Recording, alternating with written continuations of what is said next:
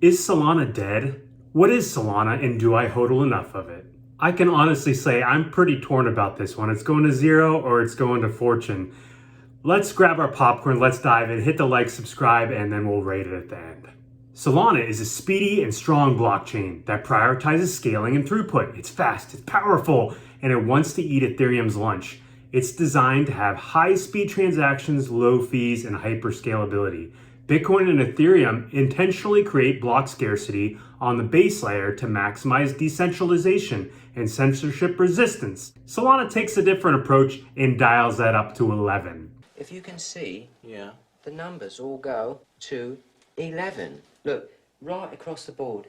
Because of this intentional block scarcity on the base chain, Bitcoin and Ethereum encourage people to build on top of it on layer 2s. This rollup centric roadmap allows infinite scaling, but sacrifices interoperability and instant composability. Solana attempts to handle all transactions on the base chain to ensure the fastest and widest composability. Solana attempts to solve the blockchain trilemma: scalability, decentralization, and security. This trilemma states that you can optimize for one or two of these, but you can't get all three. It's a high-performance blockchain. It's got, a fairly big network already. Our design and everything that we built is around this idea that you can build a high-performance blockchain by optimizing the validator itself. To boost the network scalability and throughput, Solana uses a proof-of-stake consensus coupled with what's called proof of history to timestamp transactions, where Bitcoin and Ethereum take a while to agree on the ordering of the transactions blocks. Solana handles about 5,000 transactions, where Bitcoin handles about 7 and Ethereum about 30. And it's also fractions of a penny for transactions compared to $1 or $2 on Ethereum and Bitcoin. Those numbers sound great, right? Well, that comes at the cost of safety and credible neutrality or decentralization. We'll talk about network halting and finalization later, but there are currently only about 2,000 validators. But I guess that's a lot better than Binance Chain's 21. Solana has been able to get many validators by inflating the network. Currently, that inflation is about 6%, incentivizing stakers. Inflation will eventually calm down to about 1.5% per year.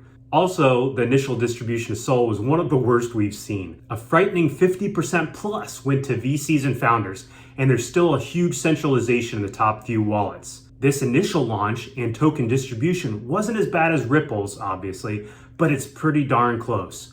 Watch out for our buddy Gary. The VC backing has been a matter of contention since its inception, with constant threat of dumping centralized control and the involvement with firms such as Alameda Research and FTX forced selling. Solana should look a lot better in the future from a tokenomimetric perspective. Can't look worse, right? Last year, the Nomad Bridge was hacked for about $200 million, plus a large exploit actually drained the hot wallets of individuals as well. I got the horses in the bag, horse stock is attached. And then there's the frequent network outages. Solana's blockchain is halted more than a dozen times, with the most recent one being in February of 2023 for about 18 hours. That's a long time. Then the SEC alleged SOL was an unregistered security, and that tanked the price about 15%. But I'd like to unironically thank my buddy Gary for that, as it was a nice room to load up and increase those bags. It's up about 50% since then. And now it's time for the ranking. SOL's been growing fast, but other things have caused a lot of fear, uncertainty, and doubt in this, such as the tie to Alameda Research VCs and Sam Bankman-Fried. But they have a lot of people building on it and a lot of passion, a lot of throughput. So I assign Solana the B tier.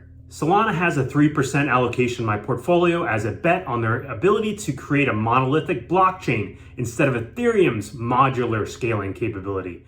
We'll see how that works. I'm excited though. Click on the video here where we'll talk about Cardano, which also may be dead, a ghost chain. We'll rate it and then I'll let you know if I hold any of it. Let's go.